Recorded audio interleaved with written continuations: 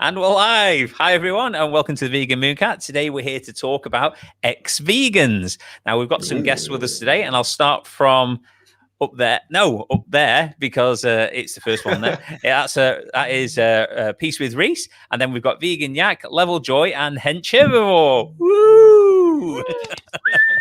That is Peace with Reese. Oh, I hear an echo now. Just listening in the background.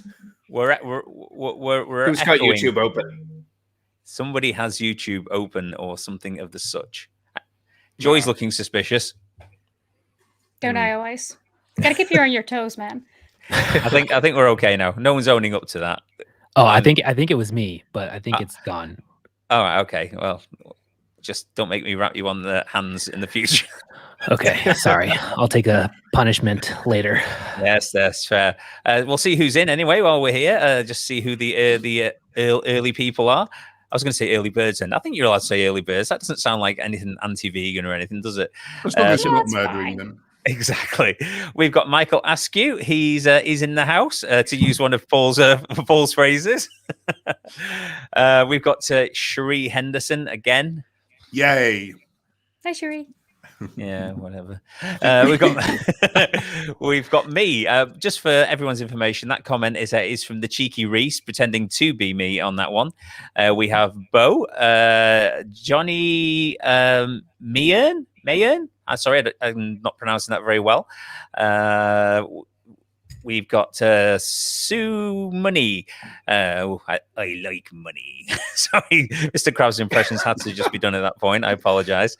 We got Robert Pacino. So Mindful. The Wind Waker 134. Nice to see you here. Have we got any subscribers that are different at all?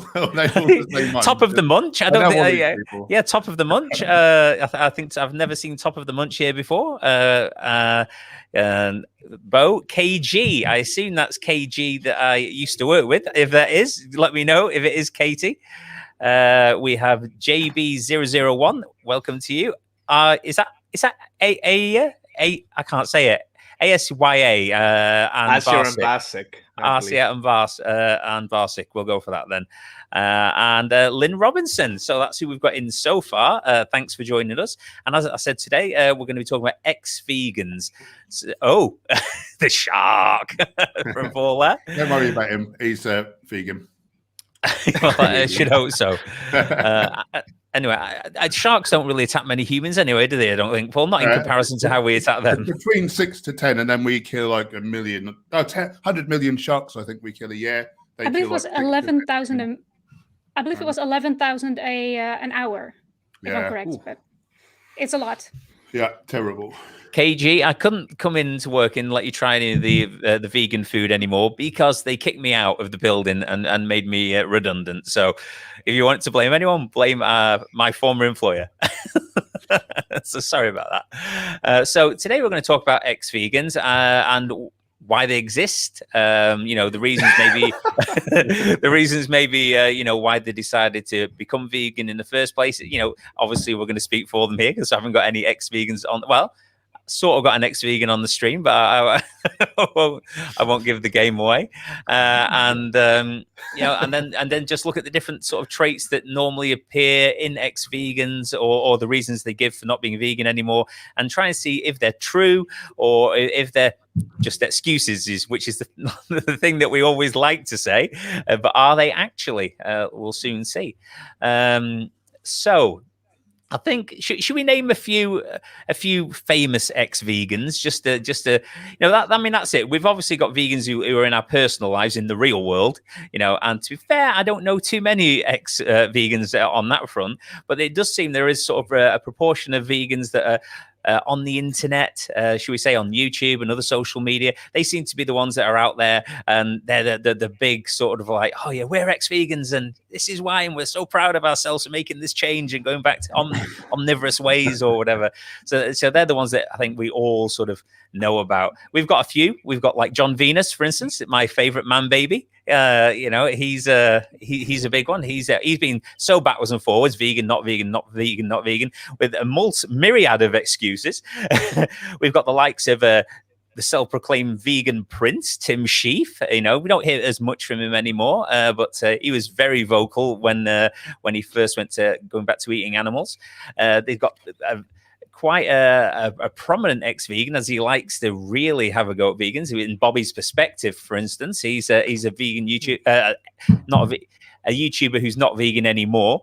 You've got like some famous people like Steve-O, and you've got like Miley Cyrus, all these people who are in the mainstream sort of media who have come out as ex. And yeah, there we go. Rawvana, is it? Or is it? I thought it was Rawvana, is it not? Yeah, maybe that's a typo. Yeah. And then you've got... I like Rawvana better. Yeah, I like that. Sounds good.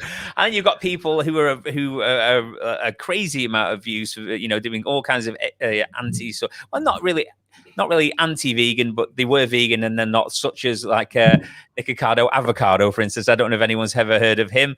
He was quite healthy on a vegan diet, and well, if anyone wants to go check him, he's not so well now. I honestly just feel bad for him, to be honest. Yeah, me too. I do. Like, I'm not too familiar with him, but my God. So I think you've got people like that who are sort of in the public eye, and they come out and they're no longer vegan, and they have many things to say about why they're not. So I think should we start talking really their reasons for not being vegan, or should we say why we think most of these people? So all right, we'll pick a name. Should we go for John, for instance? Are we all familiar with John Venus, for instance? We'll use him as a test case at the very beginning of the stream. Are we all familiar with this person? Yeah, a little. I vaguely remember him. The only context I have comes from Ellie, like Vegan Gaze. So I think I think John was sort of like somebody who was very vegan or plant-based. I think that is a distinction. Probably that's a distinction we need to make beforehand. I mean, a lot of the people that are now ex-vegan were really, in my opinion, I don't know about you guys, seemed more, if they weren't into the ethics of it, they were there for health or, you know, or some other reason. And they didn't actually seem to be in it for the animals. You never saw them at protests particularly, or you know, or doing any material on the channels or whatever about that. And then they would come out, and so I think that's a distinction. Do you guys think? We'll start with you, Reese. Do you think that the ex-vegans are sometimes not really ex-vegans? Do you think they're more plant-based people? Yeah. So keyword this sometimes, and I would say most of them. Yeah. They were there for the health or whatever reason. There wasn't a moral reason. But I do think that there are ex-vegans out there who were doing it for a moral reason, got some misinformation, something like this maybe, or I don't know, any other reason I can't think off the top of my head. Maybe they moved to the Arctic Circle. Yeah, there's always that one. I think there are a few out there that were ethical to begin with. Yeah, there have been a few out there. I mean, does anyone really want to talk about vegans versus plant-based before we start talking about anything else? Anyone want to mention anything? I think it's an important distinction, but I do think, like, one thing that I hear vegans say a lot is like there's just no such thing as an ex-vegan. I don't know that that's true. I mean, people can change their moral stance. You know, so it's like, I was raised Christian and I'm not Christian anymore. I don't have that same moral philosophy. So, you know, it is possible to change your moral philosophy. Yeah, definitely. Having said that, I've never heard one of them be like, and now I think it's okay to kill animals because blah, like they've never given justification of their change in moral position. It's always some excuse instead. It's always some health thing or, you know, convenience or whatever else it is. So I'm sure they exist. Maybe. I mean, I think you're probably right. I mean, when you see people who are more about the animal welfare and they've done it for ethical reasons, when they sort of are no longer vegan and they're an ex-vegan, they don't normally come out with.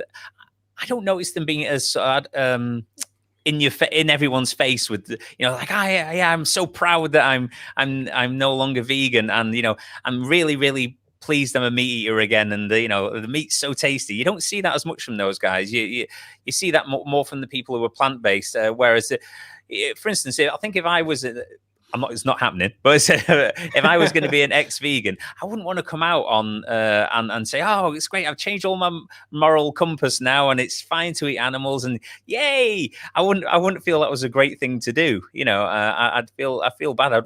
If I was doing that, I'd want to keep it on the down low. But they're so vocal, some of these ex-vegans. You know that you got to think, where was your original head when you were a vegan? Because if you were there for ethical, you can change your stance, like you say. You know, you can change it, you know, where you're coming from, but I still wouldn't be proud of particularly going out and vocalizing that I'd switched back to that. It wouldn't be something that I mean, for instance, Joy, I mean, if you in this weird sort of world was suddenly no longer vegan, could you see yourself going out there and sort of like pushing, you know, for other vegans to follow suit and, you know, and go back to eating animals and, you know, and it's a great life now. I was missing something before. Yeah, no, I think for the sake of honesty, I would like to probably, you know, make a vlog or something or talk about it at the very least, or at the very least say, hey guys, I'm out. But I think it's mostly people with a huge online presence or people who really fear backlash, who kind of expect this you know, counter movement to what they're about to say, that, you know, want to have good reason behind no longer being vegan. So they're going to think about, okay, what is a justification for me? And maybe it works for them, but then at least they have an argument to bring forward and preemptively, you know, strike before they can hurt me, you know? So I feel like it's way more prevalent in people who already have a big online presence, or, you know, maybe family members who are extremely vegan. Yeah, I mean, they normally, there's always obviously different reasons when a lot of the more well-known ex-vegans, you know, talk about. I mean, if you look at Miley Cyrus, it was because she needed to eat fish again because she needed it for her brain type, I think she said, or something along those lines. You know, it's like she couldn't get enough. I don't know what it was. The nutrients she needed, maybe omega-3, and she had to, and that fish was the only way she could get it. And you know, screw every other vegan if that wasn't good enough of an answer for you. But I mean, Paul, I mean, is for instance, does that actual argument from, say, Miley Cyrus, does that hold up? That, you know, as somebody who is you know, wants now eating fish from being vegan, can there actually be nutritional deficiencies in a plant-based diet, vegan diet, I mean, if done correctly? Yeah, if you do it correctly, no, there's nothing missing. I mean, all it is from fish is the DHA, which you cited. Well, we make DHA from ALA, so we just need to eat adequate flax seeds, chia seeds, ground, walnuts, hemp hearts, that sort of thing, and not have omega-6 too much relative to that. Really need 3.2 grams for a man, 2.2 for a female. It's super easy. It's a couple of tablespoons of ground flax. Obviously, you get the DHA directly from the fish, but, you know, if we do happen to have a genetic defect, say we can't elongate the ALA into EPA and DHA, well, we can just take the fish, don't take the fish oil, that's the vegan. We can take the algae oil, which is where the fish got the DHA from in the first place, but you're not getting all the industrial pollutants that magnify up the food chain. And where do these toxins store? They store in fat, they store in the fish oils. So if you want a big whack of horrible pollutants, yeah, get some fish oil in you. Yeah, definitely. I mean, I think as well is just to say about Miley. I won't dwell on Miley particularly, but obviously when she first came out, you know, on I think was it Joe Rogan the first time she really mentioned about going and eating fish on the Joe Rogan show. But then ever since then, she's been seen eating chicken wings and being seen to eat all these other animal products and whatever. So if she truly thought she needed something from fish, but wanted to do zero harm to all the other animals, then she wouldn't be eating chicken wings. And I mean, what nutrient is she getting from that? You know, that can't be sourced anywhere else. Yeah. So it doesn't make any sense. And you do think that sometimes when they come out with these, I mean, there's different reasons that people come up with. People often come out with health claims, don't they? I mean, I've had to go back to eating animals because of this. Now, for Miley, she was saying she needed like omega-3s or whatever for her brain, you know, and that there are other people who who say, oh, you know, I was wasting away, I was deteriorating, my health was going down, you know, I was in a terrible mess. But I don't know about you guys, but a lot of the more well-known sort of vegans that would say about health, they seem to have a particular, not all of them, but a lot of them seem to have a particular pattern, you know, when you can sort of almost see the ex-vegan coming, if you see what I mean, where they sort of start going on like long water fasts or long juice fasts, or they go raw, or they give up massive, you know, different types of plant material, you know, plant food, and won't eat that, or they go like on a sort of a mono diet where they'll eat one type of food all day long, you know, and they seem to have these super extreme versions of a vegan diet rather than sort of like a sort of a rounded sort of like healthy vegan way of eating. They go for these massive extremes, and then the health obviously goes downhill. I mean, if you to eat nothing but livers from an animal, you know, or whatever, I mean, you're going to get sick if you're not eating the right nutrients. But so I think that is one of the things. I mean, what do you guys? Does anyone want to speak to sort of like the unusual? I mean, am I wrong there? I mean, or is there sort of a trend? I mean, if you look at Tim Sheaf, 30-day water fasts. You know, drinking his own urine to recycle his amino acids, you know, rather than just eating some beans, you know, sun gazing, thinking somehow that's gonna, there's all these strange things, and it seems to be over quite a few of the ex-vegans where they get these things, or is that just my imagination? I don't know a single YouTuber who ate a balanced, like complete, you know, whole foods plant-based diet with the supplements. I can't name a single one. I really can't. So I think you're onto something. And good job, Tim Sheaf did not realize that amino acids actually come out in your poo and not your urine. Could have been messy. Yes. Really good look. Anyway, sorry, Joy. I spoke over you. Oh, no, not at all. You probably know a lot more about nutrition than I do. But I just wanted to, you know, agree that there seems to be very much an everything or nothing mindset here. Like, you rarely hear a video where people say, yeah, you know, my doctor really recommended that I take in some fish, so now I'm gonna just take some fish once a week because that's the bare minimum, you know, that's, you know, reasonable for me to do. It's you know, like you say, kind of everything or nothing. It's, you know, either complete vegan, or, you know, doing these water fasts or these kind of extreme diets, or completely back to omnivorous.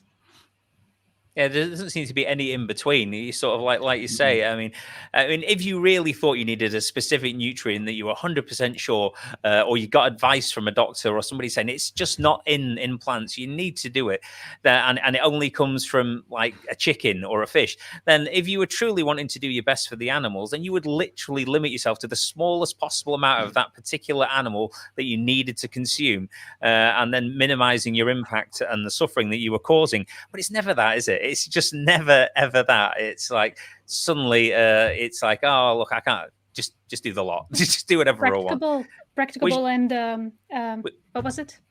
The vegan definition. Yeah. It does make you think that the reasons are disingenuous and aren't real at that point, because or you start thinking what we all think as vegans, they were never vegan in the first place. Is I think what runs through every vegan's head at that point. He was never, he faked it the whole time.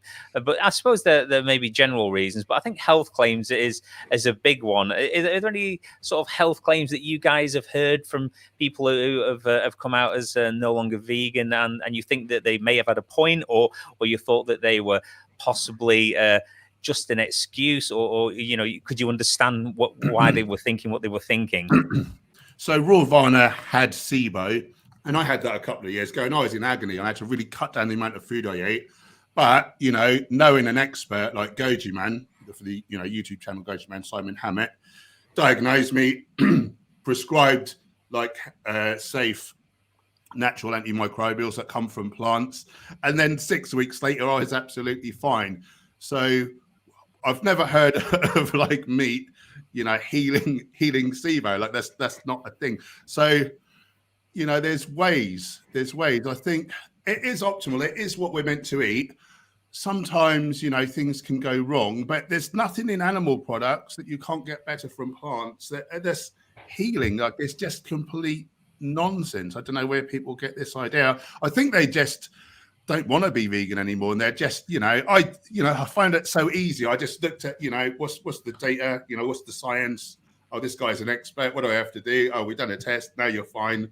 You know, I didn't dream of eating an animal. And then the other thing is, if I ever thought that I did have to, yeah, I don't think I'd be talking about it. I think I'd slope off quietly into the darkness. I certainly wouldn't be shouting about it and you know, badmouth, throwing the animals under the bus. I think when people do that, that shows that they weren't vegan. You know, they acted as vegans. They weren't vegan for the animals, and they don't give two shits about them. You know, and they're just chasing clout, I think. I mean, that is there anything you want to say, Vegan Yaka, about what we've been speaking about, or? Yeah, I think there's a really big difference between people that stop living a vegan lifestyle in your personal life and those that are, you know, in the mainstream part of it on YouTube and, you know, larger celebrities and stuff like that. Like the studies show that most people that leaving a vegan lifestyle or eating plant-based is because of social like surroundings. They don't have social support. It's about convenience. It's about not living in a circle where you're able to do it easily. And so they quit. Because like anything, change is hard. And if you don't have a good support system, it can be tough. But the ones that are really vocal about it, they're the ones that are, I think, got into it because it was going to get them views, because it was going to be some silver bullet to all their health issues. It was some new trendy thing for them to do. Like, and all of those ones, like it's unfortunate because they pretend like they're the mass, where it's like, oh, this is the reason why veganism doesn't work is because it didn't cure all of my problems and all this stuff, and now it's no longer healthy, yada yada. So people think that's the reason why people quit, but that's not actually true. Like, that's not what the majority of people are saying are the reasons that they've left living a vegan lifestyle or eating a plant-based diet. Do you think that's a big problem with people who are becoming plant-based or vegan or whatever they choose to call themselves when they do it, is the fact that they think that they're obviously doing it for, they're expecting something for themselves, which didn't occur. So they take, you know, I know a lot of people who've tried plant-based, but then they've gone for like replacement, you know, meat, you know, like vegan meats and Doritos and Coke and you know, and all this junk food that's not, so they're not feeling that these massive health benefits that the Game Changer says that you can have, or because a lot of people obviously watch Game Changers, or there's not, or you know, oh, he said that, you know, he lost weight, but I'm not losing weight, and all I've done is eat vegan food. It was Doritos and full fat Coke, but you know, so it's just so they go then and they walk, you know, people in your personal life more than maybe YouTube and television these, and they'll go around, they'll say, yeah, I'm vegan now, being vegan, doing it for about a month and whatever, and then like you go and see them a few weeks after that, and they go, I wasn't feeling great on it, you know, it really was making me feel ill and whatever, and then they go, yeah, it's the vegan thing, I feel way better now, I'm eating meat and stuff again, and then they go, all right, okay, and so they've passed that information on, and now people think that, oh, you know, I'm not trying it because, you know, it didn't work out for him. Or I think the other thing that can happen is when people first go vegan, they're not sure what to eat. So, you know, they just end up eating salads and low calorie foods, you know, if they're trying to do it healthy. And then they begin low energy and they don't feel very well, and that they don't know how to get all the nutrients they need because they're so used to eating in a different way, and they fail because of that reason, you know, and then they go saying, oh, I felt terrible, I had no energy, I was so ill, you know, it nearly killed me, you know, and so it's like, even though we're all here, we're not dead yet, are we? So it must be possible. Not yet. We'll die eventually, obviously. But yeah, like I had a neighbor come over and he was telling me like, oh, I watched a couple of documentaries. He found out that I was vegan. They brought over vegan cookies for me, which I was like, damn you. I'm trying to lose weight. But yeah, so they and they were telling me like, we watched a few documentaries and we were trying to go plant-based for a little while and stuff like that. But then we moved and life got hectic and stuff like that. And we're going to try to get back to it, sort of thing. But that's like the real excuse, right? Like they're not in it. They didn't come to me and go like, I don't know what documentaries they watched, but they didn't like come to me and say, oh, and I think it's horrible that the animals are going through this and I'm never going to eat animals again. It's like, I'm going to try this for a little bit because I think it would be better probably for health reasons on top of ethical reasons. And then when life got in the way, they're like, I need a burger or whatever. Then they went to a fast food place, right? So it's like, but that's the common case. That's what like we should really focus on is like what's actually causing people to leave, not the people that are like screaming about water fasts and like all their bullshit.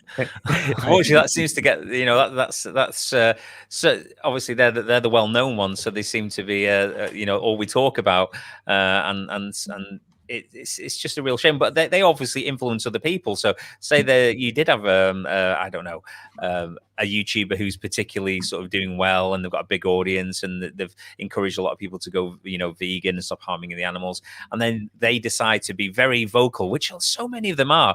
And I'd like to talk about why we think they are so vocal when they, a lot of the more famous sort of ex-vegans, when they do decide to start eating animals again.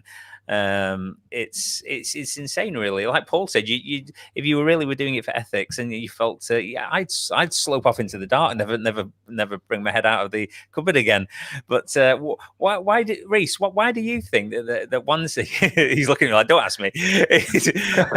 Why do you think that some of the more well-known sort of vegans, I mean, if you look at Steve-O, I mean, he didn't particularly, you know, from Jackass, he didn't have a particular reason at first. Other than, oh, well, I was on a plane and I used to really like this particular clam and tomato sort of and whatever. So and I thought to myself, my cat can eat fish. It's surely okay if I eat fish. And that's where he started. And that's where he went. And then he came out with other things like, oh, vegans are too extreme and they're too judgmental, you know, after the fact, saying, you know, they're too judgy. I didn't want to be like one of those guys anymore. Yeah, I mean, do you think there's, but just to come out and be so, I mean, even if we're a bit preachy, even if a vegan's a bit judgmental, and even if your cat eats fish, it's not really a valid reason to start harming animals again, isn't it? It doesn't seem like the greatest thing, but why do you think they're so anti-vegan once they've left veganism?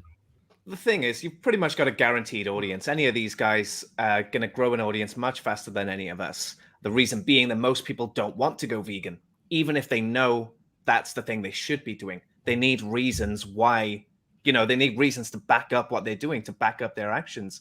And there isn't any really. So they're just looking everywhere for them. They're finding these people who say, you know, veganism, I died 4 times going vegan. You know, and they're like, oh, wow, okay. And now they've got an excuse when veganism comes up. They're like, oh, I heard you can die 4 times. Now, I think this is the psychology. They know it's not true, but they just want, they want to get in that bubble and they want to get in that echo chamber and they just want to have, you know, they want to believe it, is what I'm saying. Yeah, I mean, if you want to continue with the course of action, you and there's so many people. I suppose there's a lot of people around them as well. Do you think pressure from friends and family, and you know, going out for social occasions, and there's obviously so fewer vegans, and there's so other people going, oh, you know, I can't believe you're eating that. You should just get a burger down. Do you think the social pressures that the world's putting on them? I mean, I'm not saying it's a reasonable. I'm not saying it, but it is a factor, you know, that people do feel. I mean, it's like Yak said, you've got real people, not just famous people who may be gone vegan. They haven't got personal chefs. They aren't eating out of the finest restaurants all the time. You know, they've got to try and work this out by themselves, and without a support structure in place, and everyone around them's doing it. Maybe it's just like, it's too difficult. I can't be bothered. You know, and if it's a diet for them still, and it's nothing to do with ethics, which a lot of it is, unfortunately, with not having to go at Veganuary, but you've got Veganuary, then the game changes, and it's almost like veganism has been, you know, very well known as sort of like a dietary choice now, and it's much easier to break a diet than it is an ethical belief. So, you know, it's I wonder if those sort of pressures around them are really having an effect.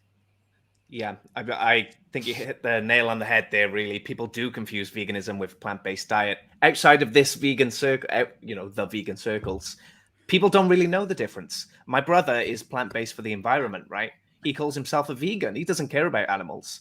And I argue this with him, and he's adamant, you know, vegan refers to the diet, you know, and he's well into the diet.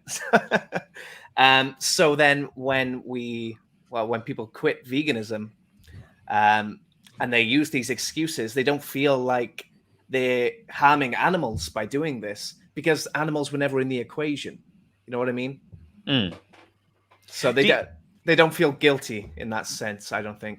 Do you think in relation to that then that when you've got somebody who's like maybe a newish vegan, or they've been doing it a while, or maybe they've just not got a lot of support around them, and say they are struggling with the peer pressure and they're struggling with veganism, and they're struggling to break the habits of a lifetime, and say they do go online and they go into a vegan chat room and they go, oh, you know what, I had an egg the other day, you know, and you know, I don't feel good about it, and then do you find that vegans at that point would be like, why are you eating an egg? You know that's cruel. Don't do that. You're an idiot, you know, and they're on them straight away. So failure was not an option. You failed. You messed it up, you know, and they're on you. Or do you find more because I think that's the general impression that society seems to have for some reason, that, you know, if you make a mistake, you know, then vegans are just going to be arseholes to you, for another want of another word.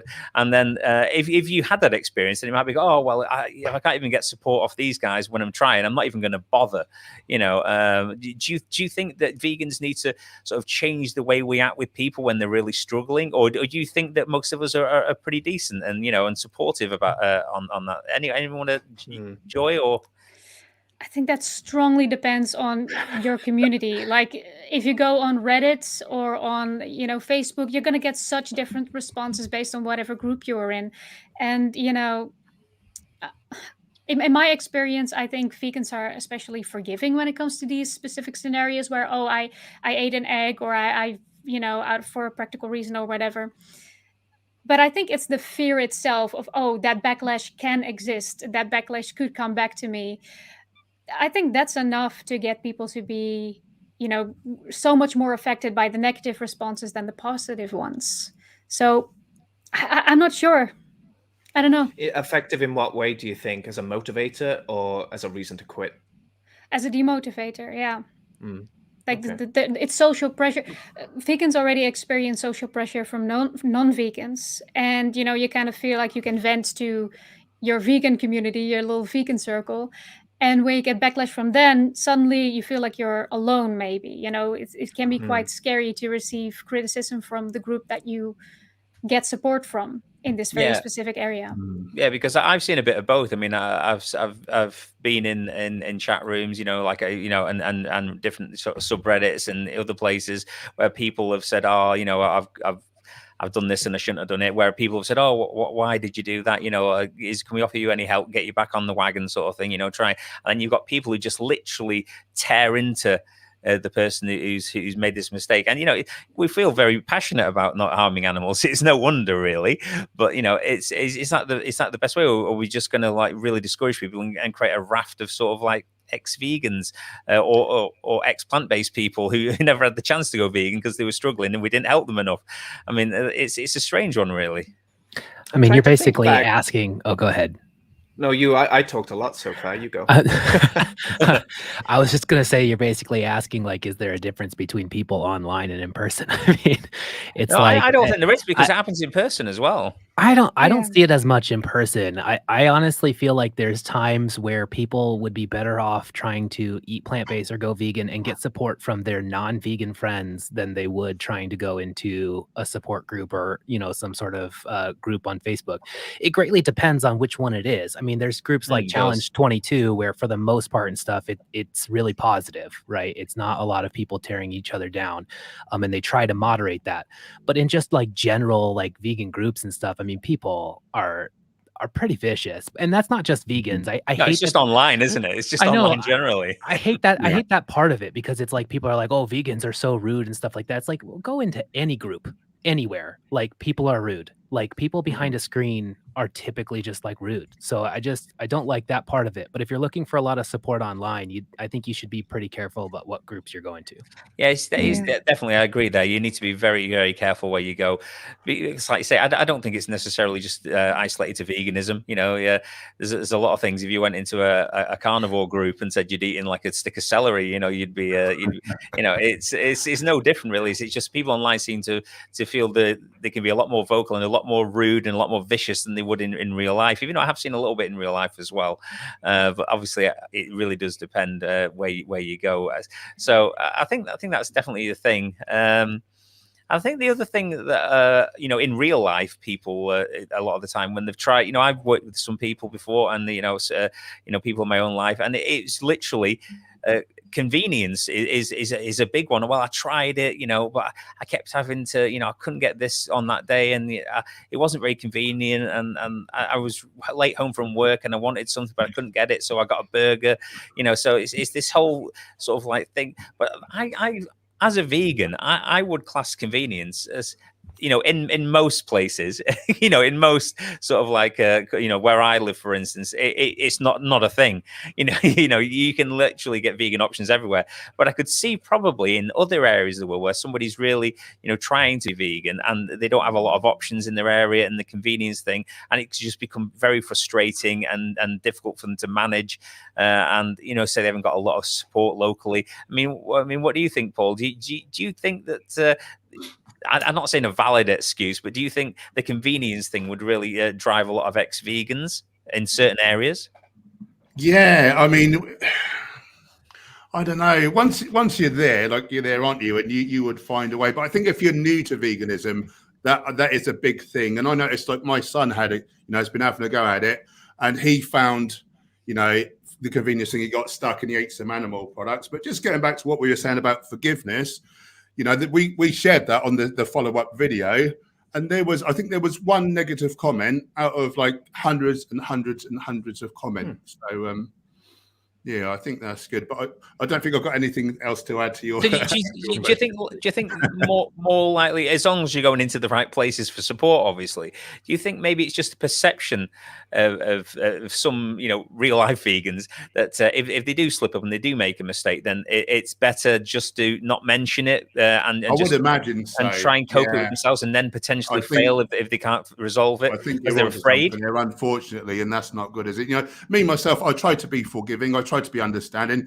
So when Tim Sheaf, who I knew in real life, unfortunately, you know, when he had an egg, he said he was feeling unwell and he was trying to feel well, you know, and I sort of got it, and I said to people, like, give him a chance, like, don't, you know, totally be nasty, but you know, I regret having given him that chance now. And then, you know, what for the first video where I was like standing up for him and saying, come on, like, he just didn't know better, like, he just needs more education, you know, he was all grateful and saying I was the best person. And then, like, when he was obviously being a div, of course, I called him out on that as well. And then I was the worst person under the sun. I mean, yeah. I mean, when you talk about Tim, though, I mean, at one point he was on Ninja Warrior and he was vegan at that point, and he was doing really well. He was super. He appeared super fit. I mean, this is one of the things about some of the ex-vegans that are in it, like, for health. You know, like Tim Sheaf, like John Venus, at their peak of veganism, they seem absolutely as healthy as can be. They don't seem to have any issues. And then for instance with Tim, he started doing massive water fasts, sun gazing, drinking his own urine, you know, losing weight so much until he was like unrecognizable, and then he ate an egg and told everyone he had a wet dream and his life was much better, and then just carried on from there. Whereas if he'd eaten a whole sort of like balanced, you know, like vegan way of eating, he would have never got into that situation in the first place, as far as I'm concerned. And maybe if he had a girlfriend and got some occasionally, like, he wouldn't think to have a wet dream. Do you know what I mean? I'd stopped having those when I was a bloody teenager. What's wrong with it? Like, it's not normal. I definitely think. I think, as we mentioned before, there are certain traits to sort of go through. I mean, like, talking about John, for instance, John Venus. I mean, he's now, and a lot of other them. They seem to be high level of conspiracy theorists amongst them. So I don't know if a lot of the more, you know, famous people are sort of generally very easily influenced anyway. You know, as you know, not only just about what they're eating, but about other things. If they've got somebody in their ear, you know, going, oh, you know, the Earth is flat. Or they've got somebody going, drink this tincture, it'll make you live an extra 50,000 years, you know, or you know, or you can't be, you know, you've got a kid now, you know, and your child won't be healthy. You know, it's not proven, you know, that your child can be healthy. There's not been a long-term vegan child, and they come up with all these things. And I think a lot of them are so, I don't know what the word is, delicate personalities anyway, you know, with quite and some of them can be quite ego. I mean, you have to be quite an ego sometimes, maybe, to even become famous or become a larger channel or whatever. And they are seen fragile, I think is the word I was looking for. And I think if they've got somebody in their ear and talking to them, they believe it very easily, and they submit to pressure quite easily. And I don't know, that's just the impression I get from them, but I might be wrong. Certainly John Venus, I think you'd hit the nail on the head. I really do. I mean, he was living with hunters and stuff, wasn't he, for a start, Yeah. And then he's talking to these other like idiots saying, oh, what about your baby? And like talking to carnivores and whatever. And I honestly think, he's back to eating meat again now, isn't he? And I honestly think he was just chasing, whether he got scared or not, I'm not entirely sure. But I think he was just trying to be dramatic, wasn't he? Like, oh, all of a sudden I've got all blood all over my hands and I want to be a hunter. And, whereas in another video, he said he went vegan because he could never harm an animal. And he just disingenuous, just saying whatever, just chasing fame and money. And, sadly, that I do remember, and I'm not saying this is a fact by any step, but I remember obviously when he first started being eating animals again, he coincidentally partnered up with a new protein, a whey protein animal company, and so you wonder if he's had people in his ear going, oh, do this, and you can earn X amount of money from it, and we'll give you way more than this other company does for their plant-based protein. So you don't know, and obviously everyone's got a family and they're worried about the futures, and sure. if you're a vegan for personal reasons, as in like your health or fame or money, and then somebody comes along offering you more money, it's not a big thing, is it, to give it up? Whereas you get somebody who's in it because they don't want to see animals suffer anymore. It's a bigger jump. It's a bigger difficulty to really do. I mean, a lot of people I've heard online always tend to say as well. I mean, I don't think this is true. I mean, I've heard varying stories that when they have children or long-term veganism, for instance, that they're not sure it's proven enough is another one that comes out quite often. I mean, our ancestors have eaten meat, the ancestors one, and we've lived this for tens of thousands of years or whatever they're going to say. This is how we've and it's worked for us according to them. So why should really, now I've had a good think about it, why should I dismiss all that sort of past information in preference for something that's not really been proven for as long a period as that? Does anyone want to comment on that sort of comment that a lot of people seem to be saying when they're ex-vegan or not? Yeah, I think it's I mean, I'm not sure. I'm not sure I'm going to word this well, but I feel I'm not wording anything well tonight. I feel like it's different for the people that are like, they just stumbled upon something maybe. And I think we can all remember when we maybe first saw the first video that we saw that was like slaughterhouse footage or whatever it was. And that was like, and again, I think it's like a matter of maybe conviction is the right word. Cause it's like, they get into it and they're going, you know what? I did see one video, so I think I'm going to like try to do this thing. But they don't have all of the knowledge that a lot of long-term vegans have, or, someone that's like us, who has done a lot of like research and constantly have to have arguments about it and stuff like that. And I think it's hard to remember as like a longer-term vegan, longer being only 4 years. It's not like long-term, but like long enough to have done a lot of the research to look back and to go, hey, you should do the XYZ and stuff like that. And how could you possibly eat that egg and yada, yada. But that's also because my conviction is very strong. I have all of the research. I've done all the things. Someone else that's just getting into it, they might go like, oh, I get into it. And then they hear one argument that's anti-vegan argument and they just buy it. Like they might just hear crop dust and go, oh, okay. And because maybe they're not the person that's going to do the research. Maybe they're not the person that has that really strong conviction. And so I think it's like you're saying, where it's like, oh, well, it's not proven yet. Someone could potentially hear that and go, oh, okay, there's not enough studies or something, when clearly there really is, right? Yeah, there is. But it's like, it's the conviction and at what level they're at right then and there. And how do you meet them at that moment, meet them where they're at, rather than judging it from where you're at? Yeah, I mean, we do. I mean, obviously, I know we've been eating omnivorously probably more than we have, well, of recent years anyway, but we do have, people in the world who have been vegan since birth. I mean, wasn't there, I can't remember her name now, Janina Malik, is that right, Paul? Jahina Malik, but close, but no cigar. Yeah, no, that was close. Not like you say though. And I think she's a very very healthy vegan bodybuilder, and she's been vegan since birth. Is that right, Paul? Yeah, so she's in the IFBB, which is the premier bodybuilding federation, and vegan since birth. I mean, none of her muscles, and there's a lot of them there, were ever built using any kind of animal protein whatsoever. So I think that if we look at these people who are now coming forward, I mean, for instance, Paul, you've been vegan for nearly 10 years now, isn't it?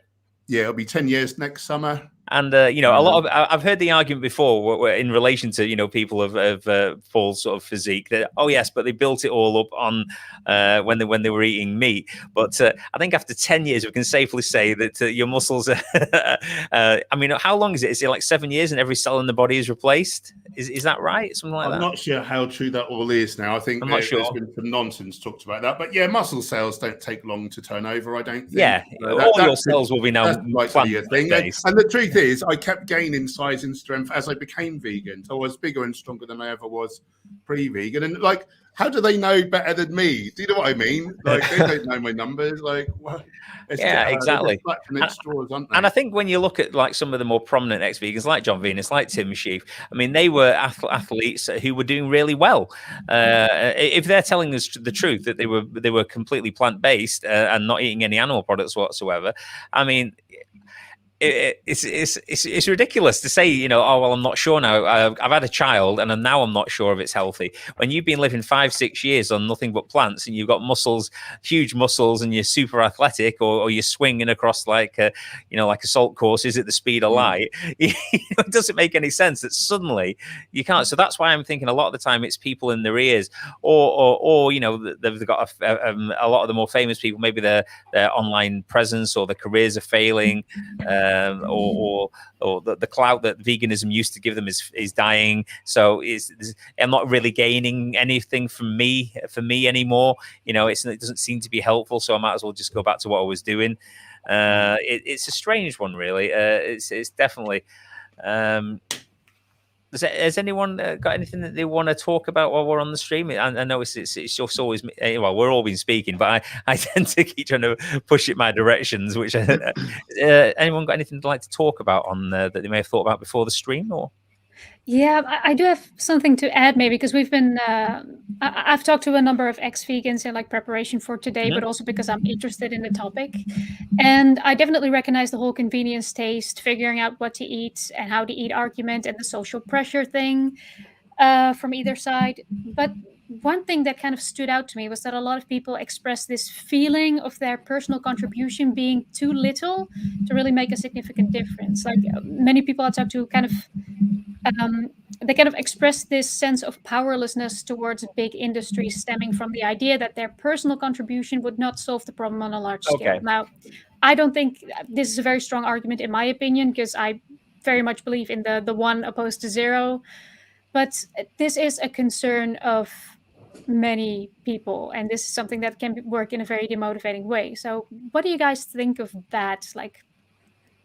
So what? There's just the futility feeling of their contribution towards, not eating animals isn't enough of a dent to actually make any difference, and things are going to carry on whether or not they do it or not. So what's the point in trying? Sort of attitude. Yeah, they don't see it. Maybe this has to do with the fact that they don't see animals entirely as individuals just yet. It's going to matter to this one cow, so it would have been enough. Okay. But they really want to see a difference on a larger scale, and that's a tough one, I think. Does anybody want to answer, Joy, on that one? I'm not sure what I can add, especially, but I'll say we see this in other examples too, like environmentalism. People are like, oh, it's just one plastic straw, it's not going to make a difference. You say that 6 billion times, it does make a difference. Even I do recycle, obviously, but I think it's futile, to be honest. I've heard many stories about how a lot of recycling just goes straight in the trash anyway. I do recycle, but I do kind of think, what's the point? I understand the thinking, I guess, is what I'm saying. No, I know what you mean, because I've had a lot of people, when I first went vegan, especially, say to me, "Well, what's the point? You're not going to change anything. Like 90% of the world eats meat, so you're not going to make any difference." And I suppose if I was the type of person who listened to that sort of thing, it could have definitely influenced me, but it didn't have an effect on me, obviously. As in, well, I don't care. It's like Joy said, I have an effect on the animals I'm not eating, and even if I can't save every single animal, I'm certainly not going to then just go out and eat as many as I can fit in, because I can't change the whole world overnight. But I mean, where would that argument sort of hold up anywhere else? I mean, it's like say I saved a child, I don't know, from being run down in the road, and I pushed them out of the way, and so I don't know why you bothered doing that. You can't save every child that's going to be in a traffic accident. Where else? You're talking about something that is massively accepted as immoral to do. Like when we talk about the animal industry, it is massive. It is pretty much worldwide. We use animals as commodities. So I do see a difference there. No, yeah, but you know what I mean. It's really is sort of the same thing, I mean, just because you can't save every animal, the same way as you can't save every person from a road traffic accident, doesn't mean that you shouldn't at least do your part. But as I say, I know what you mean, because people don't view animals as individuals. I mean, a lot of the arguments you get from that are, well, we bred them, that's why they're here. Or really glib ones like, oh well, if you're not meant to eat them, then why does God make them so tasty? And this animal would not have been alive if it was not for me eating them. That whole idea. And I'm sure the animal would rather not be alive compared to living miserable for 5 years in the dairy industry than getting killed anyway. I sure but yeah, I mean, does anyone want to speak to what Joy said there? I suppose if you've got some good data, you can perhaps show how things are like massively improved. I know we've got a long way to go. Am I right in thinking in the UK now that 1/3 of milk consumption is plant-based? I can't remember the exact figure, but I think it is something like that. That would be amazing. Do you know what I mean? You can't make a difference. Well, there's 1/3 of the dairy industry. Like, so many dairies are closing, aren't they? So, I mean, that's it. There's such tight margins on dairy, isn't there, as well? And a lot of subsidies and stuff. So, any loss to them is a big hit to the sort of their viability, isn't it? I would assume. And as well, I would tell them like, "Oh, you're such a lovely person. Like, would you put a chick in a blender? Would you slit a calf's throat?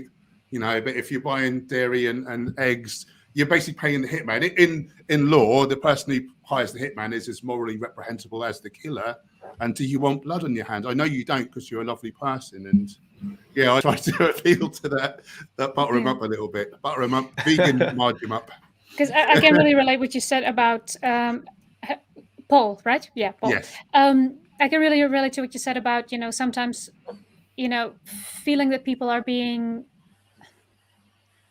You said, I'm sorry, I forgot what you said precisely, but you said something about not attributing malice to where you can attribute it to basically anything else when talking to these people. And I think that that's a very important one, because, like you say, nobody wants to kill a cow. Nobody wants to, put a chick in a blender or something like that. I just think that there's so much distance.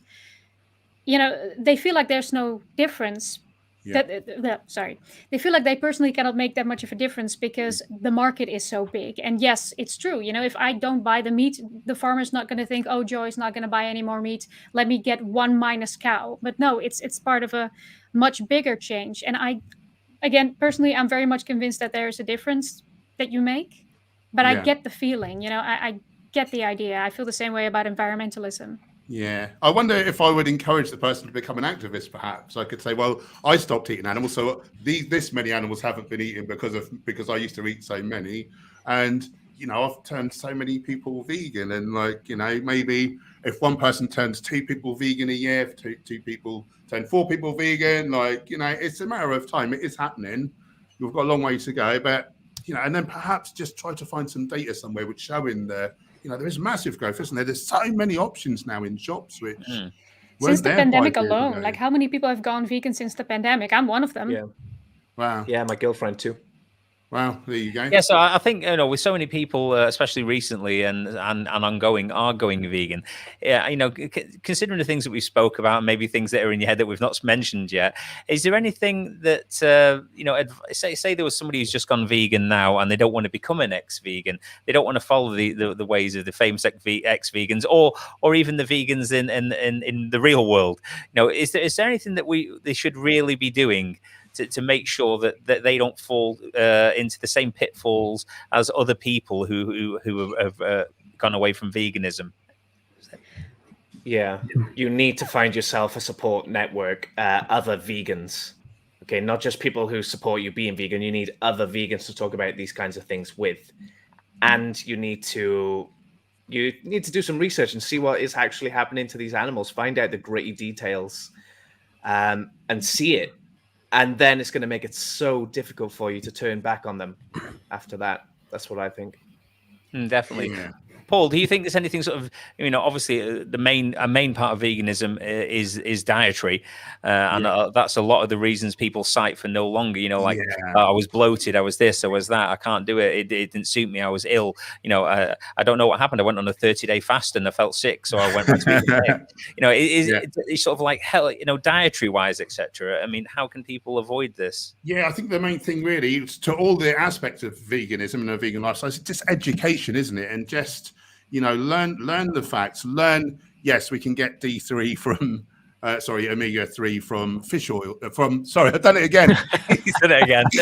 someone sacked me. We can get it from algae oil. We can get the direct, plant-based versions. Mm-hmm. We need sun, or we need D3. We need B12. We need to eat the range of whole plant foods. Get on Chronometer, plug your foods in. Make sure you're eating mostly whole plant foods. You'll see you're getting your vitamins, your minerals, essential fatty acids, essential amino acids. Essential, and the vitamins and minerals are essential as well, means that we need to eat them in order to be healthy. And if you're short on some of them, you may become sick. Same thing if you're eating animal products. People generally have a couple more deficiencies on an animal-based diet. But then there's vegan diets and vegan diets. So eat predominantly whole plant foods, take your 2, 3, maybe 4 supplements. Iodine is one people forget, and that's essential. Like, you're looking at weight gain and depression and low energy if you're not getting iodine. So have a little seaweed or take an iodine supplement. But it's all out there. It's out there. I've got my YouTube channel. I've got my plant-based basics playlist. It's simple, but it's just being bothered to watch a couple of videos and just learn it. And I think the thing is not, people sometimes say that veganism is restrictive, but it's really not. I mean, you're giving up a few meats and some egg and a bit of dairy, and there's so many other things you can sort of replace these that are very healthy. But people tend to. I mean, I don't know. Is it like 20,000 edible plants? I know we don't eat them all, but it's something like 80. I've heard something between 80,000 and something like really that many. I'm not. It is tens of thousands. When I gave up, being an animal products-based bodybuilder, I gave up basically a lot of tuna, some eggs. I gave up a lot of chicken, whey protein, dairy, milk. I gave up basically 5 things. In the first 2 years of my whole foods plant-based, predominantly whole foods plant-based journey, I ate 500 different legumes, whole grains, fruits, vegetables, nuts, seeds, herbs, spices. I went to like your Asian supermarkets, like just really obscure places where I wouldn't go before. If I saw a whole plant food that I hadn't tried, I would try it. And I ate 500 different. I gave up trying in the end. I gave up counting in the end because I just got fed up with it. It's not restrictive, and you get to eat more. You get to eat more, like volume. You get to eat more range if you want to. How is it restrictive? That's complete BS. I think you're absolutely right, and I think I would suggest probably don't align yourself with people who are doing weird extreme versions of a vegan diet. If you watch a YouTuber who eats nothing but, I don't know, oranges for 3 months at a time, don't do it. There's so many plants out there that you can, all the beans, the nuts, the seeds, the grains, all those different things. Just don't do it for the love of God. Don't do it because it is one of the traits that will send you down to ex-vegan land, which you don't want to be. It's definitely something to take into account. Vegan Yak, is there anything sort of? So I don't know. Maybe you, because I know you're quite up on your psychology. Is there anything sort of like from a psychological aspect that people can do to make sure that they avoid the trap of ex-vegans? Yeah, I think everything that's been mentioned so far is really good. You know, as far as finding your support group, definitely doing your research. Do your research on the diet part of it, of course, because you don't want to be unhealthy unless you do, in which case eat a bunch of vegan junk food and still be a vegan. I don't really care. You know, ultimately, I feel like also do your research on the other part and on that conviction. I think generally was the one in the comments just saying like, know your why, you know, and it's like, if you have that conviction and you've really gone through the non-vegan excuses and all that sort of stuff, you should have a pretty good grounding for all the like, you know, socially awkward things you're going to face when someone in a crowd asks you, well, what about crop dust though? Because they heard some stupid thing, right? So it's like, do your research there. And then I think the other part is just like 100% be super realistic. And I think if you know your why and your why is for the animals, this is going to be easier than any other, you know, thing that you're thinking about. Be realistic. Being vegan yourself is not going to change the world tomorrow, like recycling, right? With Reese, it's not going to all of a sudden change the environment today. Like it's not going to happen. You could experience a lot of health benefits. Your risk for cancer, diabetes, heart disease are all going to be less, but you could still get it. Like, and if your why is for health reasons only and stuff, then again, yeah, you're plant-based and you're trying to do that, and then go do that research and make sure you're healthy and all that sort of stuff. But otherwise, just be totally realistic. Like you're doing this because you want to see a better future. Like, and I think that's like to answer a bit of like Joy's question about the futility. It's like, I'm not really interested in a vegan world tomorrow. I'll probably get attacked for that, but don't use that in a soundbite. It's just it's just, put it out. Tomorrow is unrealistic. And if the whole world went tomorrow because of a law or something like that, it wouldn't stick. The people would revolt, all that sort of stuff. Like I'm really only interested in incremental change because only incremental change is actually possible and to stick. So I'm not going vegan because tomorrow is going to be a vegan world. I hope to see a vegan world in my lifetime, but I don't even think that's going to probably happen. So I'm only interested in a vegan future, hopefully for my children and grandchildren. So no one recorded Yak saying that. Get it off.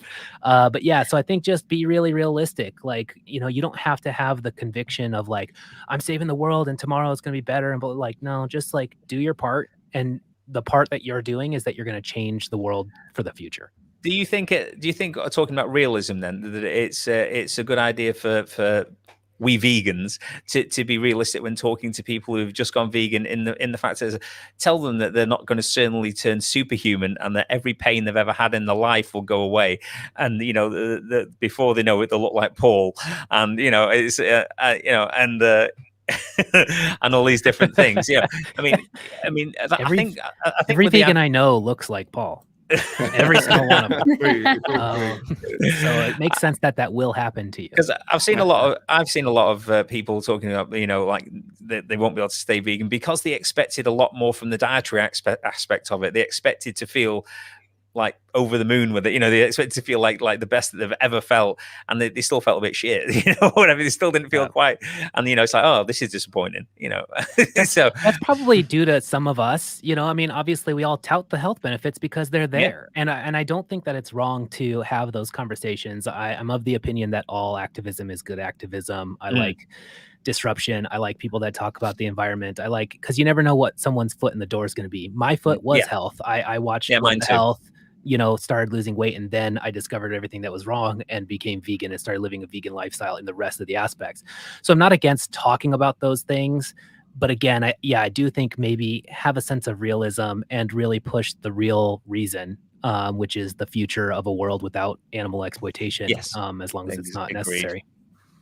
Joy?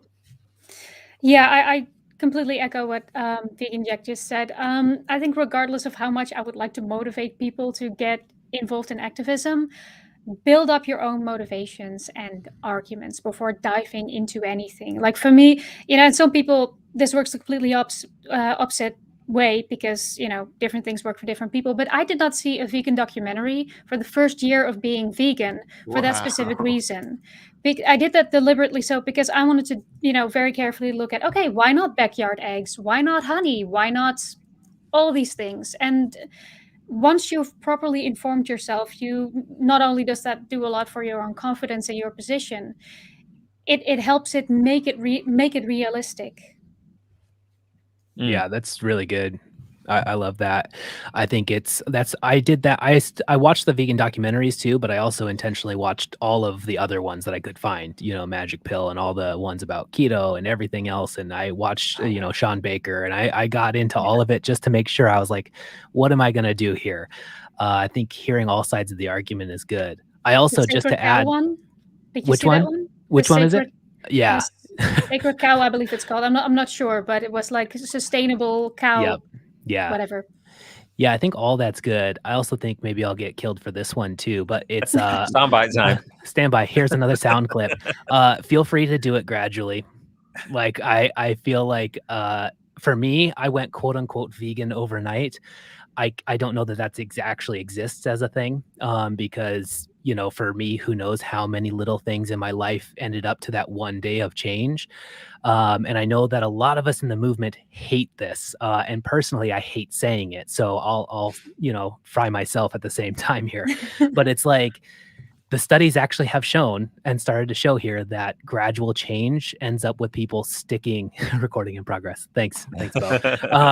But gradual change is actually more beneficial. More people stick with it long term, and I don't think that's super surprising because of everything else that we've seen. Like in our lives, we know that usually gradual changes are better. If you're going to implement working out and everything like that, it's more likely that you're going to stick with it. If you go and you work out once a week, twice a week, and then you start to up your workouts and everything like that, rather than go kill yourself for a week, go in 2 times a day, and then all of a sudden you have no motivation to continue going because you hate your life, right? So I don't think it's surprising that gradually works better for people, scientifically speaking. I just think that we hate it because we don't want gradual change. We want it to happen tomorrow. But if you're not vegan and you're interested in going vegan, feel free to put those steps into place to get yourself there, and to change as you need to. And then you can kill me because of it. No, I agree, because we want vegans for the long term, not just for a short period. And I think Paul's spoken to a gradual process before because of changes in the gut microbiome and other things. Yeah. Do you want to say anything about that, Paul? Yeah, I've seen people fail. I've seen people go whole foods plant-based straight off the bat because they want to avoid the diseases and things. That's part of the reason that they're going to a plant-based diet, and then their gut microbiome's not set up, so they got gas, bloating, diarrhea, constipation with diarrhea, like cramps, like agony. And they say, oh, my body doesn't like these healthy foods. What a ridiculous thing to think, but that's what people think. But no, as Mark alluded to, we've got an incorrect gut microbiome. We've got a Bacteroides dominant enterotype. And we need these bad bacteria to die off. We need the good Prevotella strains of bacteria to mushroom and to take over. And the way to do that is to slow. I mean, I'm not saying you need to, not necessarily that you need to eat animal products. You could eat fake meats and things. But if you wanted to be completely health food orientated, I would take, a few short weeks just to take out a little of the processed junk, animal foods if you're eating them, add in a little more of the legumes, whole grains, fruits, vegetables. Just take a few short weeks. Gut microbiome does soon change, but yeah, you do it too quickly, it can go wrong. Some people can feel bad. Apparently, there's the potential because there's sort of meat nutrients like creatine, carnitine, which animals make, and we're eating that exogenously. We're an animal. We then don't need to make it, so our genes shut down the production of those. So it could be, if people do it straight off the bat, that they can feel a bit rough for a few weeks until the body recognizes, oh, these nutrients are no longer coming in, flip the genes back on again, and then we would produce them for ourselves. So there's 2 reasons where it may be worth transitioning a little more slowly, just from the health, from the nutrition perspective, let alone anything else, which Vegan Matt was talking about. Yeah, sorry. Let me, I want to just chime in here real quick too, because I saw some stuff going on in the comments here. When I say gradually, I still mean with the end goal of being 100% plant-based and vegan in all other areas of your lifestyle as the end goal, not gradually and then quitting somewhere along the way, right? No, we know what you mean. You're playing the long game here. And then everyone else that's going cold tofurkey. The only people that have gone vegan cold tofurkey are the ones that were born vegan and have never lived any other way. everyone else went vegan gradually, and we all, like, the human brain is pretty complicated. We don't know what happened in our life to lead us to this decision. So there's no such thing as going vegan cold tofurkey. No, I understand. I mean, I think from my own point of view, I mean, I'm a notorious overeater. I've eaten, junk and too much food my entire life practically. And during lockdown, I took my eye off the ball with the gyms being closed, and I ate more rubbish and a lot more vegan junk food, and I put on just over 3 stone, in the year and a half, which is a lot of weight. But for me, it's a drop in the ocean, because I can easily put on, like, I could have put 14 stone on in that time eating omnivorously.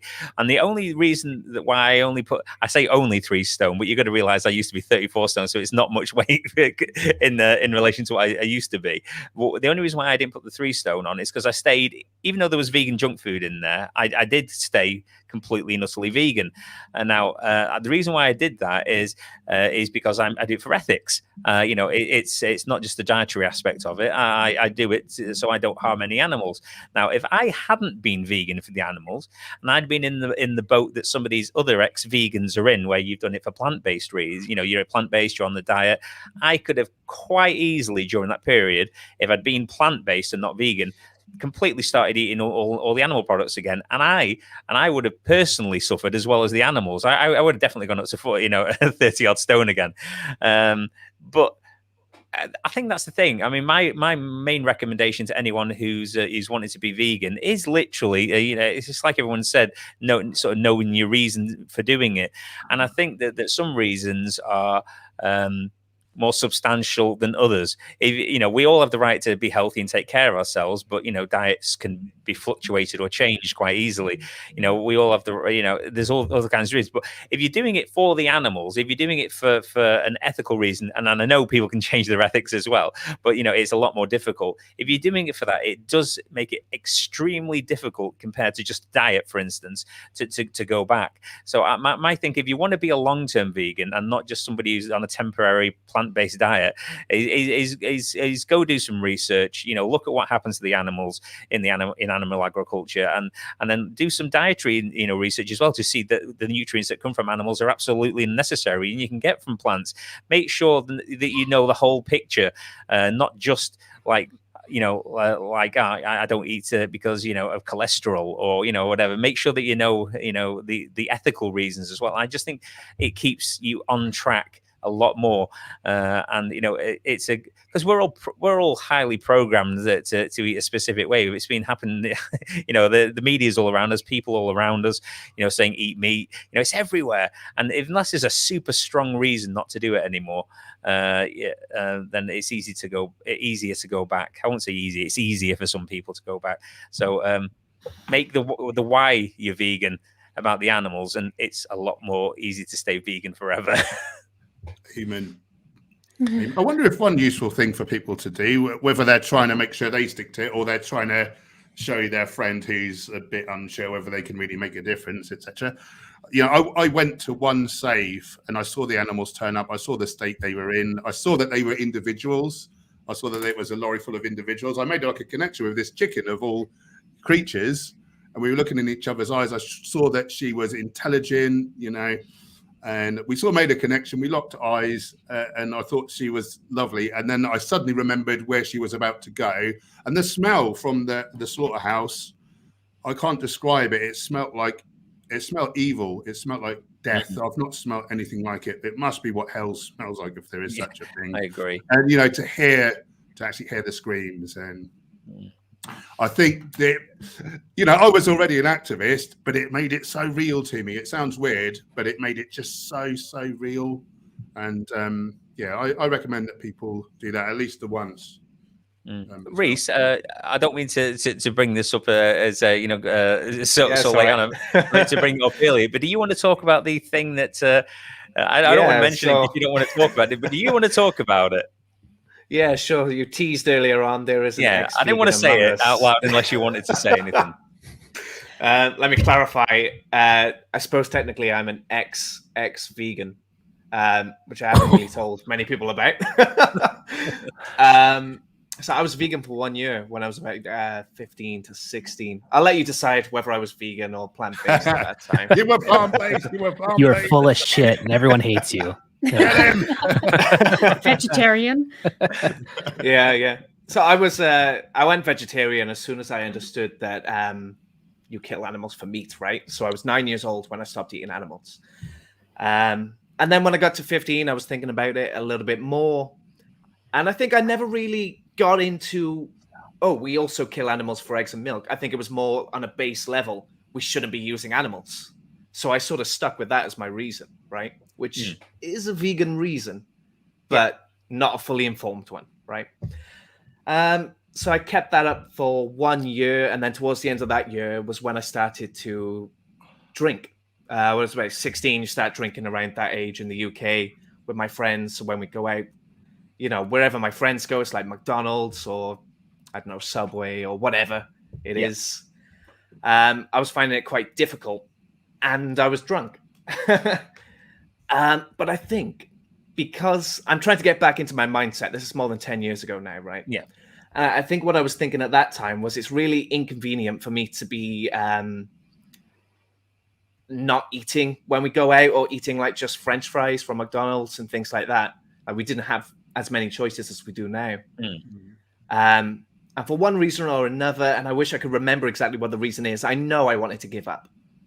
And when I was drinking, I was like, okay, here's my chance, because when you're drinking, you're inebriated. I have my excuse. Yeah, your inhibitions are lowered. And yeah, I stuck to vegetarian, which in my mind was good. But yeah, I was eating pizzas and things when I got drunk. And, you know, you drink like every week at that age. And so I was eating like pizza and I don't know what else, just more pizza probably. Would you say you really just week. Do you think you just eventually you made that decision at the time to sort of like you know, give up being vegan, and then you just put it out of your mind and thought to yourself, vegetarian is enough, I'm okay? So I think I was making a pretty much, I was making a conscious decision there that I am going to quit, and this is the process I'm going to do so I don't lose face. Okay. I'm going to get drunk, eat these things repeatedly until I'm like, oh, I'm already doing this all the time. I'm just going to be vegetarian from now on so I don't lose face. Get you. So yeah, earlier I brought up, I think having a supportive circle around you is really important. Other vegans, right? My family is supportive. They always bought me vegan items like the vegan meats and so on when I was doing, you know, my plant-based year or whatever we're going to call it. They were supportive. I did have supportive people in my life. My peers in school, I didn't know any vegans in my real life. I knew maybe 2 vegetarians at that time. And yeah, so I never spoke to another vegan that whole year. So I didn't have someone to talk to about this, about like my doubts or whatever.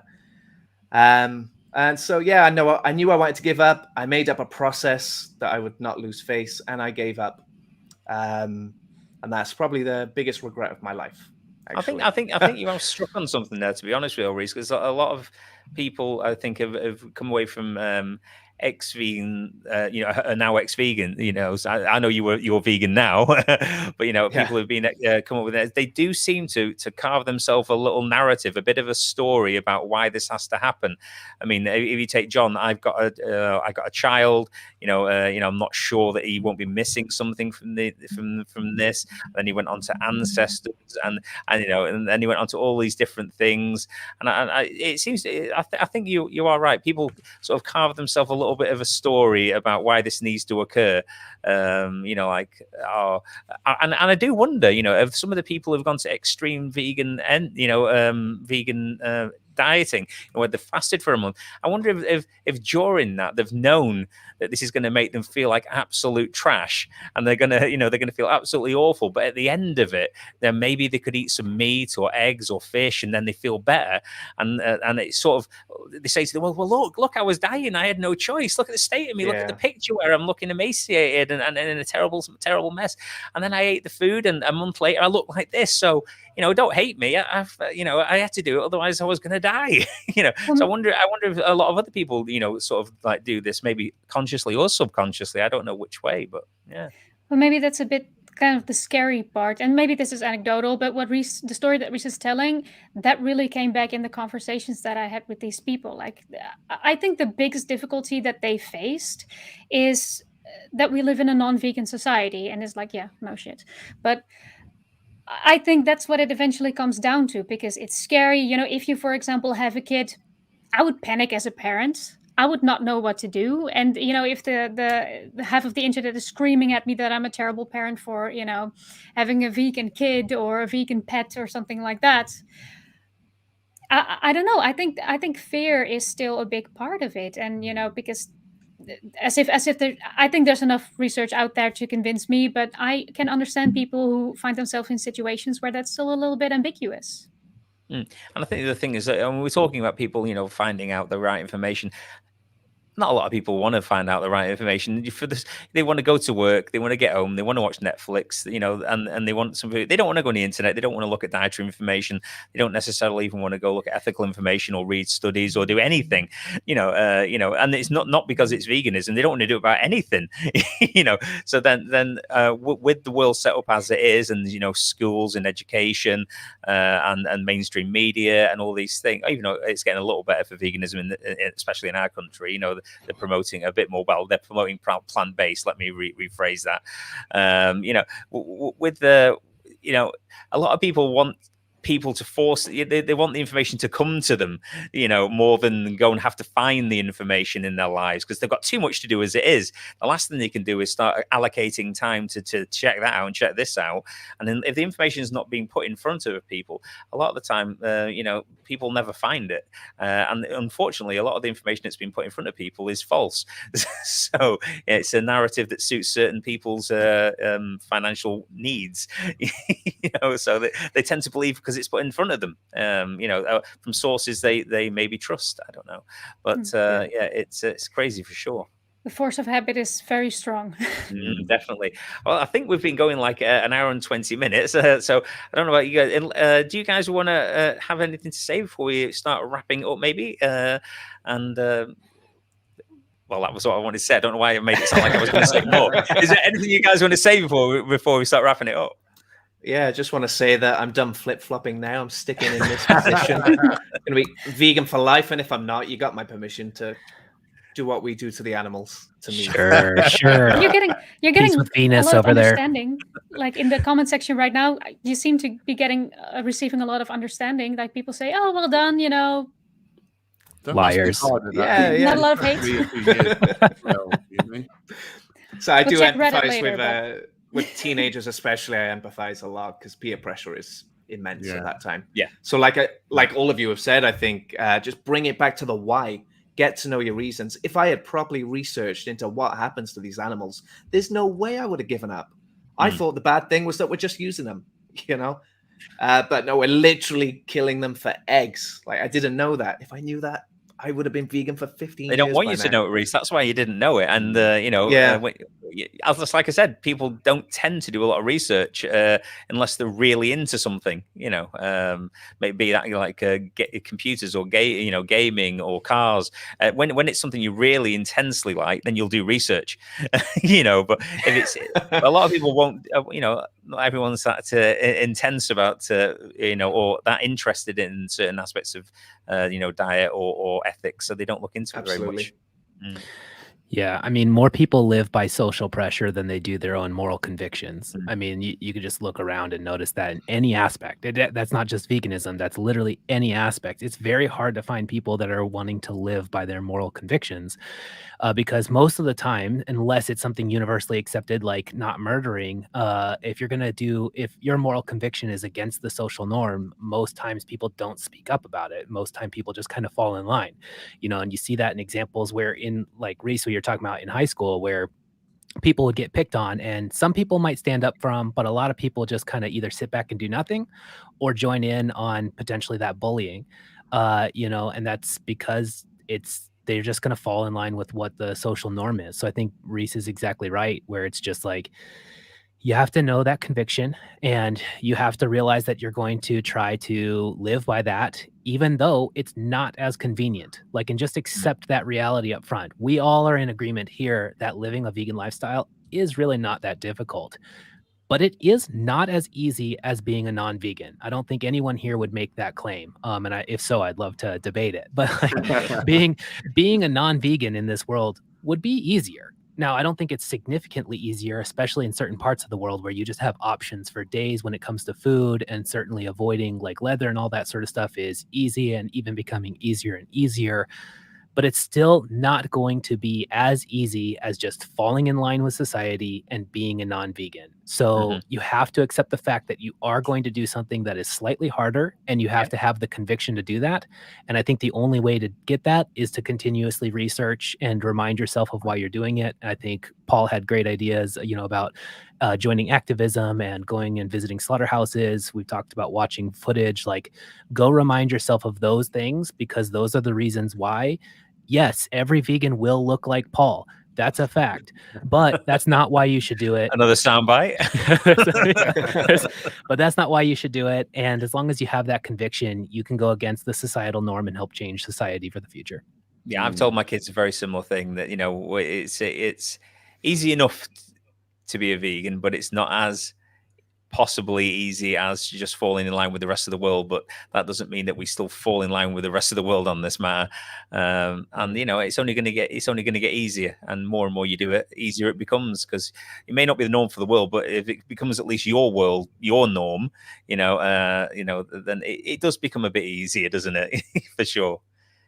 Joy? Yeah. If there's any image that I would love to smash of like vegan stereotypes, it's the idea of there being a vegan rule book specifically containing dietary rules, which would make taking the plunge into veganism a very scary concept. And I can completely understand how that would create a hurdle, because it would define veganism as either a success or a failure, and you get one chance and that's it. Yeah. I would say look into the topic, approach it sincerely and individually, because again, different things work for different people, and just inform yourself properly, and then you don't have to worry about failure or success, because that's not the point. No. Paul? Yeah, it's just about doing your best, words, isn't it? Sorry, I said last words like you hadn't got long left. I didn't really have much to add, and I forget what I was saying now that I've been interrupted. But what were you saying, Joyce? Wow. Who's really just any last words on the matter? Yeah, I think it's easy to forget, and I think that I'm one of the worst cases. It's easy to forget that people are scared. We're going against years of misinformation and propaganda, and I think we need to show compassion and just employ our empathy towards people as well as animals, and just help guide and inspire, and celebrate the victories.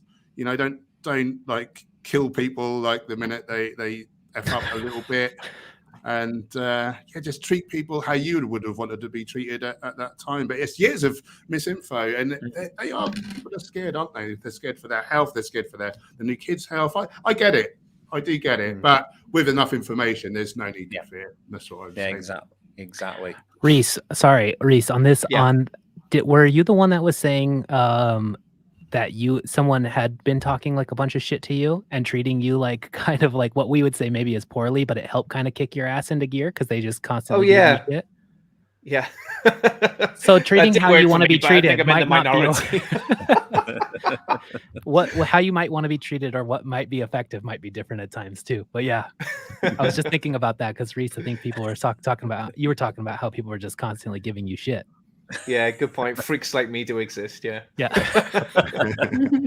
I think we've been nearly an hour and a half, so I think we'll wrap it up. Let everyone get on with their evenings, and I'd like to thank everyone for coming. Sorry if we've not sort of responded to too many questions in the chat, but we've been just running our mouths all over the show. But we do appreciate you coming and watching and listening to us. And take care, everyone, and stay vegan. And I'll see you next time. Bye. Bye.